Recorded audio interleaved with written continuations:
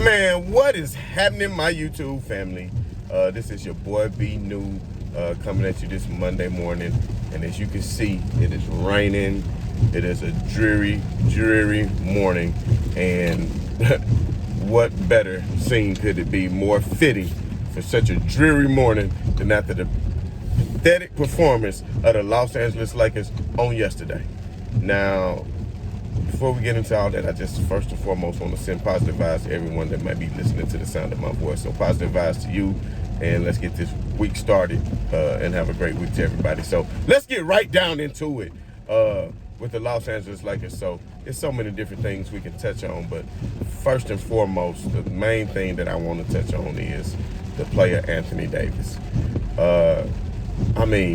Pascal Siakam was the second coming of a damn hybrid between Dirk Nowitzki and a damn Kevin Garnett. He just had his way with Anthony Davis. He had his way with Anthony Davis throughout 3 quarters. And got whatever he wanted inside the paint. I don't know if Anthony Davis is not trusting his body, but a lot of times he failed to leave his feet when defending. Just his defense is not looking good. The way he played defense on Pascal Siakam was horrific. Siakam pretty much got what he wanted when he wanted, and for that part, the Toronto Raptors pretty much got what they wanted when they wanted throughout the course of the game. And that Lakers defense, which has been looking so good all year as the #1 defense, looked not only mediocre, they looked terrible. And if you just really want to know how bad the Lakers defense has been, Mr. Anthony Davis, since you've been back, Anthony Davis, which everybody calm down before you jump into my comments already saying, you got to blame Anthony Davis. Nobody want to blame LeBron. I'm going to get to it, y'all. Just be patient. But 1-6, Anthony Davis. That's what the Lakers are since you've been back. And that first-ranked defense, if you just look through this window of games, and there's various websites that you can do this. If you look through this window of games for the past 6-7 games since Anthony Davis been back, the Lakers have fallen from first in defense. And we're just talking about this window. We're not talking about for the year where they're averaging. But they fall to like 19th or 20th in defensive PER. You giving up 40-point quarters to the Raptors. You're giving up 40-point quarters to the Raptors. And I don't know where the defense was. I'm not sure what Anthony Davis is doing. Andre Drummond and Anthony Davis down in the paint, they just have not been as great as I thought they would be. And that's pretty much not against Drummond, but that's more so, I would say, on Anthony Davis, because he's clearly not playing top-notch basketball right now. 5 out of 16 from the field is unacceptable. When you just getting, 12, 14 points, whatever you had, 5 out of 16 from the field is not going to cut it. It's just not going to cut it. And you could tell that LeBron James was very frustrated throughout the course of the game. But we'll get to more of that in just a moment. But also, got to touch on Frank Vogel's coaching and his rotation. We got to touch on that for a minute. I do not understand. If the Lakers come out and you start off your starting lineup, and of course we all know that Schroeder was out, and it was right before the game tipped off, so it was unexpected yet again due to COVID protocol. So people did not even know until that day. So they kind of messed up the Lakers' offensive strategy. But at the end of the day, it's still no excuse, because the Raptors were missing Anunoby and Van Cleet. So it's not like they were fully healthy either. So, Mike Lowry and Siakam outplayed LeBron James and Anthony Davis. And at some point during the game, Kyle Lowry got real amped up. And, man, I'm telling you what, Kyle Lowry was a force to be reckoned with last night. And I don't know if somebody said something to him. I really don't know what it was. But at the end of the day, he really got real amped up. And he could have been thinking, hold on. Y'all going to trade for me. And I could have been out here on the West Coast competing for a championship. But y'all didn't want to include THT. And he looking over at THT like, him? This who y'all didn't want to cook? Let me show y'all something real quick. Let me show y'all something real quick. And that's exactly what Kyle Lowry did. He said, let me show y'all something real quick. And that's what he did. And I mean, it was points in the game, even in the fourth quarter, when the Lakers were closing in on it. Every time they would get it down, because they were losing by as much as 21, which is unacceptable. But every time they would get it down to like 10 or 9, here come Kyle Lowry yet again with the most timely three again, just to push their lead back up to 12, push that lead back up to 15, to really take the win out of the Lakers' sail. And people want to say that Toronto didn't have much to play for. And I said before this, that teams like the Kings, who actually put a beat down on Dallas and just beat them again, are trying to play. They're not going to give up. No team is going to roll over in the NBA. No team is going to roll over. And if they can play spoiler, they're going to want to play spoiler. And the thing about it is, Toronto is not necessarily out of this play-in tournament. Toronto is not necessarily out of this play-in tournament. They have to get to 10th place. And I think they're only three games out of being in 10th place. So you just never know. They still have something to play for. And they're not just going to bow down and roll over to anybody. So at the end of the day, the Lakers are playing, I want to say, I'm hoping that they're just playing down to their level of competition, by losing to the Kings and losing to the Raptors. And hopefully when they play Denver tonight, they can play up to their level of competition. But let's just remember this. Since Jamal Murray went down, the Denver Nuggets are 9-1. The Denver Nuggets are 9-1. They're not going to roll over for anybody either. So I do want to touch on this too. So a lot of people know, LeBron James, he left at his usual time with rest in the fourth quarter, which was about maybe 6 minutes and 50 seconds, maybe 7 minutes into the fourth, where he was going to get his rest. At this point, the Lakers start to go on a pretty nice run with Drummond and AD in the front court, and they paired them pretty well together, and they started to go on somewhat of a run, and you were thinking, okay, they get it down to 8 or 9, where's LeBron James? Well, lo and behold, LeBron James was in the locker room due to saying his ankle was sore, is what the reports are saying. But I'm just not buying it. And I'm sorry. I'm not buying that his ankle was too sore to come out and play again. I'm thinking, and this is just my opinion, that they about to play 4 sets of back-to-back games, which I think is ridiculous scheduling by the NBA, with the shortest layoff of all time. And I'm not making excuses, people. I'm merely stating facts. And trust me, I'm still not concerned. So just pump your brakes. Pump your brakes. I'm just stating facts. After the shortest layoff ever by the NBA, that they decide to have all these back-to-back games in the last week. And the Lakers going to be taking on Denver. They're going to be taking on Portland. So it's going to be a tough stretch ahead for this next week, and they're all back-to-back games. And you would think, speaking of back-to-back games, Toronto was on the second night of a back-to-back, but they just lost yesterday. And how do you let them come in and have more energy than you and get to all the loose balls?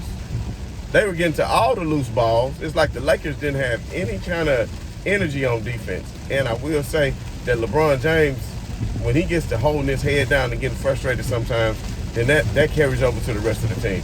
And LeBron James is a great leader, don't get me wrong. But at the end of the half, when Toronto came down and got that easy basket, it really upset me that LeBron just let them get to the hole so easy and get the clock. And then the way he just looked, and then you could tell that they was kind of letting the wind out of the sails. And I was hoping that they would go into the locker room and have a good pep talk and come out and turn it up a notch defensively in order to get back in the ball game, which another thing they did not. But the thing I'm just wondering is, with this damn Frank Vogel and the way his rotations are, getting back to what I was saying, that first quarter when the Lakers got out to that 12-point lead, and you had, first of all, Schroeder was out. So then this is the lineup you choose, Caruso. I understand LeBron coming back from an injury and all this and that, but let's not forget, LeBron James was the starting point guard last year when you won the ring. Let's not forget that. And led the league in assists. Let's not forget that, Vogel. So how about starting LeBron at point guard, and then that way you had Caruso to come in and back him up as your other ball handler? But if you start Caruso with LeBron, then how the hell you got both your ball handlers starting, and then when you go to start doing your rotations, how are you going to do it? It was just idiotic. He should have had LeBron start at point and put Kuzma in the 3 spot, KCP in the 2, Anthony Davis in the 4, and Drummond in the 5. First and foremost is what he should have did. But nonetheless, the Lakers still got off. To a nice lead, 12-point lead, and turned around and gave it up because once LeBron James came out of the game to get his rest. This is what I'm going to tell y'all. I understand that you can play staggered, rotations with, LeBron in a rotation and then let him get his rest and then bring AD into a rotation, which is something that Steve Kerr used to do with Golden State when they had Kevin Durant, which was great, where Kevin Durant would be on the floor sometimes when Steph Curry wasn't while he getting the break, because that way you got a superstar player on the floor at all times. But this is the thing, AD is not playing at a superstar level, and LeBron didn't either for that point, but he's still playing at a pretty high level. But the thing is, when LeBron went out for his rest in the 6-minute mark of the first quarter, AD was still in the game, of course, and AD played his normal rotation minutes. And then once LeBron came back in, AD went out to get his rest. So think about this. LeBron and AD didn't even play on the floor together except for the first 5 or 6 minutes of the first half. And then you didn't get them back on the court together. Okay, so they played on the court together the first 6 minutes of the first quarter. They were on the court together. They did not touch the court together again until like the 2 or 3 minute mark of the second quarter. So you mean to tell me the whole rest of the first quarter, the whole half of the second quarter, as Toronto is making their run, you didn't think to say, oh shit, let me put LeBron James and Anthony Davis in together. And then Marc Gasol showed such good signs the other day, him and LeBron on the court together, and statistically, AD has a better game when Marc is on the floor. Why did you not try to get him any playing time, considering that Pascal was having his damn way with Anthony Davis? And you know that Marc Gasol is a former teammate of Pascal and may know his tendencies, and Marc is capable of stretching the floor and giving LeBron room to operate in the paint to where he can get to the basket. So at the end of the day, I just feel like LeBron got pulled out of the game for his normal rest. The Lakers made somewhat of a run, and I think Frank Vogel made the decision to say, you know what, tomorrow's the second night of a back-to-back. LeBron James is still not quite in game shape as he normally is because he's just coming back from injury, and I'm just going to choose to sit him and save him for tomorrow, which I don't know if that was necessarily a good idea because Toronto was not good at closing out games. And once they cut that lead to 8 or 9, at that point, insert LeBron James. LeBron, play through the pain. Get out on the court. If it is indeed pain, get out on the court and play through the pain. Because next thing you know, you go on a 4-5-0 run, cut the lead down to 4, then they panic. But I tell you what, Kyle Lowry was not to be denied last night. I think he really had something to prove, and damn it, he went out and proved it. So I'm not taking anything away from them, So games, I mean, that's just the way games are. Dallas lost yesterday, to a mediocre team, and that's just the way it is. They lost to the Kings. So the Kings beat Dallas 3-0. So everybody's talking about, the Lakers lost to the Kings, but the Kings just beat Dallas. You understand what I'm saying? So maybe the Lakers, like I said, can play up to their level of competition tomorrow, which would be great. Tonight, which would be great. So I'm looking forward to the matchup, and hopefully. Now the thing I am concerned about though, with Schroeder being out for COVID, unless there was a false negative, whoever he was around, he's gonna have to be held out. Damn near probably the rest of the season. He might get to come back for the last 2 games because they have to hold you out for over a week. So that is concerning for me. If Schroeder would have been in the game, I think the Lakers having another ball handler and the person who can create shot for themselves would have made a big difference. But like I said, with LeBron James and Anthony Davis playing a shorthanded Toronto team, there was no excuse to get down by that much. No excuse at all. So Lakers are going to have to be better. I know LeBron James was asked about the play-in tournament after the game, and he said, whoever came up with this ish right here need to be fired. So you can tell he's very upset. And of course the internet is giving him hell. But like I'm gonna tell y'all, go back 3 years ago when they first came up with the idea of a play-in tournament, they asked LeBron James about that then, and he was totally against it then, and he said it wasn't a good idea. So nothing has changed in that regard. So it's not like all of a sudden people are, oh, he got to play in this, so now he all upset. No, that is simply not the case. The thing is, of course, he doesn't want to play into a play-in tournament. Why would he? But me personally, I think the play-in tournament is good for the association because it makes a lot of the bottom dwellers play hard. I think it makes for less tanking.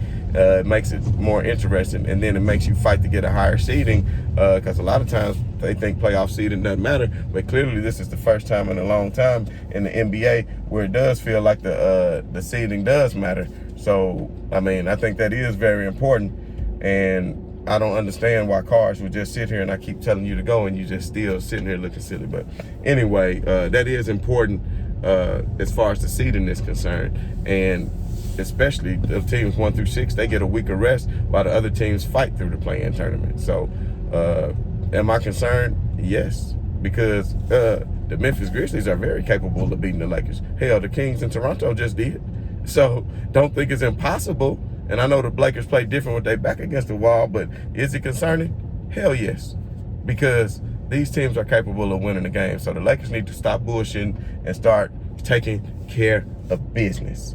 And on another note, yesterday the Celtics didn't do us any favors by letting Portland win that game. The Celtics gave us no favors by letting Portland win that game. And at the end, Tatum and Jaylen Brown got tangled up, and both of them got hurt. So we'll see reports on that today to see how serious those injuries are. Because if it is indeed that serious, then the Boston Celtics could be in a lot of trouble, and their playoff hopes could be down the tubes as well. Because with no Tatum and no Brown, they have absolutely no chance at all.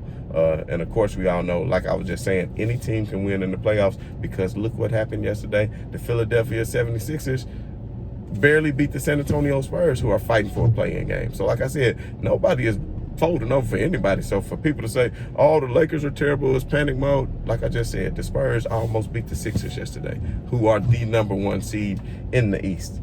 So just think about that for a second. And then we also had a damn good game. We had a damn good game with Kevin Durant against Giannis Antetokounmpo going down to the last second. And Kevin Durant missed the last second shot. But, of course, I didn't see the internet get on fire, giving him hell the same way they gave LeBron hell when he missed the 3 the other night against Sacramento in his first game back after the longest layoff in his career. So, at the end of the day, am I concerned about the Lakers? Maybe. The concern is growing just a little bit. But with positive vibes and positive energy, I know what they are capable of. I know what the Los Angeles Lakers are capable of once they can just start finding a rhythm within themselves. The only thing that truly worries me about them is the coaching right now, because I just do not understand why they still haven't paired Montrezl Harrell and Marc Gasol together on the bench. That way you could keep LeBron and AD on the floor together. Because when you substitute out Drummond, put in Mark. When you substitute out AD, put in Montrezl. It's not that damn hard. And why would you start Caruso when he's your only other ball handler, knowing that Schroeder's not playing?